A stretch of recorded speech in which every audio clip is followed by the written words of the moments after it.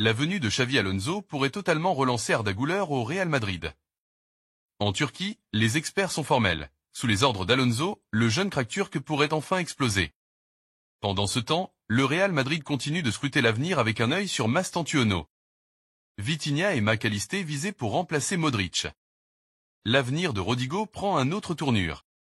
Mais si tu veux tout comprendre sur les choix forts qui s'annoncent au Real, abonne-toi maintenant pour ne rien rater du mercato merengue.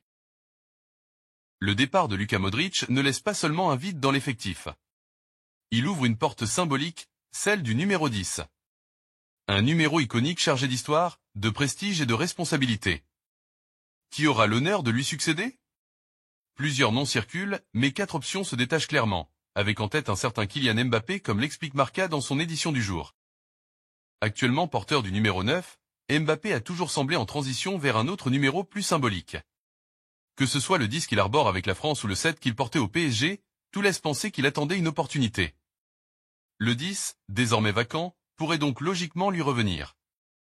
Le parallèle est tentant avec Cristiano Ronaldo, qui avait brièvement porté le 9 en attendant le 7 de Raoul. Si l'ambition du Français est de s'inscrire pleinement dans l'histoire du club, ce changement de numéro serait une étape forte. Mais si Mbappé décidait finalement de conserver son 9, une autre star monte naturellement dans la hiérarchie, Jude Bellingham. L'Anglais brille avec le numéro 5, un choix qui faisait écho à un certain Zinedine Zidane. Le Real l'a clairement positionné comme un pilier à la fois sportif et commercial. Pourtant, son profil de meneur de jeu et son aura médiatique pourraient parfaitement coller à l'héritage du 10. Ce serait un geste fort, même s'il semble aujourd'hui vouloir marquer l'histoire avec le 5. Le club pourrait aussi faire un pari audacieux en confiant ce numéro mythique à un jeune talent. Arda Güler, par exemple, a le style et le potentiel pour incarner ce rôle de meneur à long terme. Le lui attribuer serait une déclaration de confiance. Nico Paz, dont le retour est envisagé, a également le profil idéal, technique, jeune, charismatique. Endrick, bien que prometteur, semble encore un peu trop éloigné de ce niveau de responsabilité. Enfin, le Real Madrid pourrait décider de réserver le 10 pour une future recrue de prestige. Le club reste à l'affût sur le marché et pourrait frapper un grand coup cet été avec une arrivée de poids notamment pour remplacer Modric. Le candidat idéal? En somme, le 10 est libre mais il est loin d'être sans prétendant. Mais attention, un autre nom fait du bruit, Arda Güler.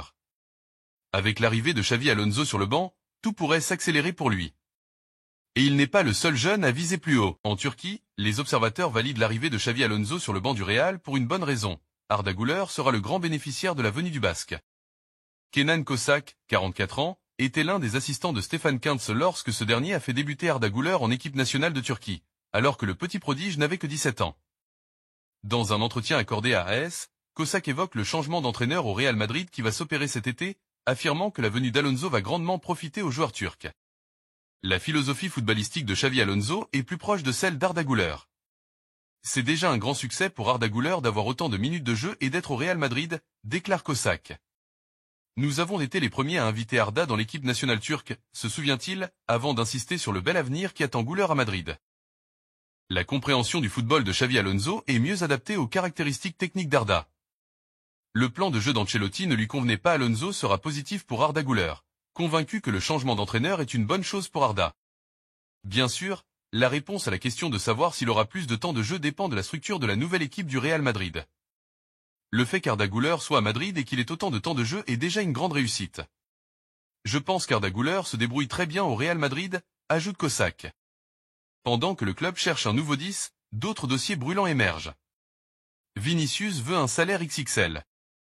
Vinicius demanderait un salaire annuel de 30 millions d'euros, une somme que le club madrilène juge trop élevée.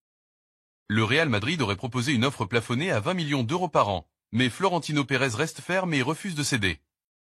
Face à ce refus, l'entourage de Vinicius aurait commencé à explorer d'autres options, notamment sur le marché saoudien, à la recherche d'une proposition plus attractive. Cette situation laisse planer une incertitude sur le futur de l'attaquant, auteur de 20 buts et 16 passes décisives cette saison avec le club madrilène, d'après les informations de Marca. Et pendant ce temps, Florentino Pérez et Xavi Alonso affûtent leurs plans. Car derrière la symbolique du numéro 10, il y a un chantier gigantesque qui s'annonce au mercato. Franco Mastantuono est le talent à suivre. Le milieu de terrain de River Plate, élément indispensable dans la tactique de Marcelo Gallardo, attire les convoitises. Le Real Madrid surveille le joueur et pense à l'intégrer dans son effectif, mais quelques réticences existent. La direction sportive merengue doute sur le fait de pouvoir faire venir l'Argentin, qui possède un contrat jusqu'en décembre 2026. Malgré tout, l'apparition, à nouveau, du Real Madrid a poussé le joueur à stopper les négociations avec d'autres équipes. Le premier obstacle à sa venue est son désir de disputer la Copa Libertadores, une compétition dont la finale est prévue le 29 novembre à Lima, au Pérou, et dans laquelle il figure parmi les principales attractions. Malgré ce contretemps, les négociations entre les deux parties progressent. Le second frein concerne son âge. Encore mineur, il ne fêtera sa majorité que le 14 août prochain. Une situation que le Real Madrid maîtrise, puisqu'il avait déjà recruté Endrick avant sa majorité, tout en le laissant en prêt à Palmeiras jusqu'à sa majorité. Le troisième obstacle réside dans la stratégie globale du Real Madrid, qui souhaite prioriser le renforcement d'autres postes jugés stratégiques. Le club attend donc de voir quel budget restera disponible pour éventuellement lever la clause libératoire du jeune milieu de terrain de 17 ans, fixée à 45 millions d'euros, un montant que la direction madrilène espère néanmoins pouvoir négocier à la baisse. Selon AS, le Real Madrid suit Franco Mastantuono depuis près d'un an, mais avait jusqu'ici choisi de temporiser. Désormais, les rumeurs s'intensifient et les négociations ont repris. Un élément joue clairement en faveur du club madrilène. Les relations avec River Plate sont excellentes. En mars dernier, le président Jorge Brito et son vice-président Ignacio Villarroel avaient même assisté à la rencontre entre le Real Madrid et le Ghané. Une donnée favorable pourrait accélérer la venue de Mastantuono. Ayant des origines italiennes, il n'occuperait pas de place d'extra-communautaire. Grâce à cela, les Merengues ne compteront dans leur rang 2 joueurs non communautaires, Endrick et Alexander Arnold, à cause du Brexit. Luka Modric part, et le Real Madrid fonce sur Vitinha. Le Real Madrid, déjà à la recherche de renfort au milieu, a ciblé Vitinha du PSG pour combler ce vide. Mais le PSG a répondu clairement, le Portugais est intransférable et son prix est fixé à 130 millions d'euros. Cependant, Marca rapporte que le Real ne compte pas abandonner et va mettre la pression cet été pour recruter le milieu parisien. La guerre est lancée, et le bras de fer promet d'être intense. En cas d'échec sur ce dossier, Xavi Alonso et le Real visent Mac Allister de Liverpool. Selon Fichage, le remplaçant idéal de Luka Modric s'appelle tout simplement Alexis Mac Allister. Le milieu de terrain de Liverpool sort d'une saison exceptionnelle. Auteur de 5 buts et 5 passes décisives en Premier League, il a été un artisan majeur du titre d'Erez. Mieux, sa cote n'a jamais été aussi élevée, si l'on en croit les chiffres Transfermarkt. Xavi Alonso en a clairement fait son favori. Le média espagnol explique qu'il faudra sortir au moins 90 € pour se l'offrir, sachant qu'Enzo Fernandez, un temps convoité avant d'être bloqué par Chelsea, aurait coûté plus de 110 €, le Real Madrid fera des économies. En tout cas, s'il décide de foncer sur le champion du monde argentin. Terminons sur le dossier de Rodrigo. Selon les informations d'El Chiringuito, Rodrigo, l'attaquant brésilien du Real Madrid, serait dans le viseur de l'autre club de la capitale espagnole, l'Atlético. Le changement d'entraîneur au Real Madrid va-t-il avoir une réelle incidence sur l'avenir de Rodrigo? Telle est la question qui alimente les chroniques mercato de certains journaux espagnols depuis des semaines.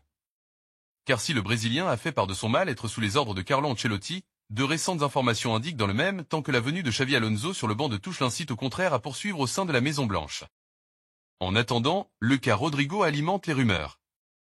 Les Gunners d'Arsenal surveilleraient le dossier avec grande attention. Et El Chiringuito nous annonce depuis quelques heures qu'un autre club s'intéresse au choix de Rodrigo, l'Atlético Madrid. Imaginez le Brésilien resté à Madrid mais sous les couleurs de l'ennemi juré a tout de même de quoi surprendre. Le départ de Modric est plus qu'un simple adieu. C'est le début d'une nouvelle ère. Güler, Mbappé, Vinicius, ou peut-être même une révélation inattendue. Qui écrira la suite de l'histoire du Real avec ce numéro si spécial? Dis-nous en commentaire, qui mérite vraiment ce numéro 10 selon toi? Et aussi qui est le remplaçant idéal de Modric? Abonne-toi à la tribune du Real Madrid pour ne rien rater des prochains rebondissements du mercato.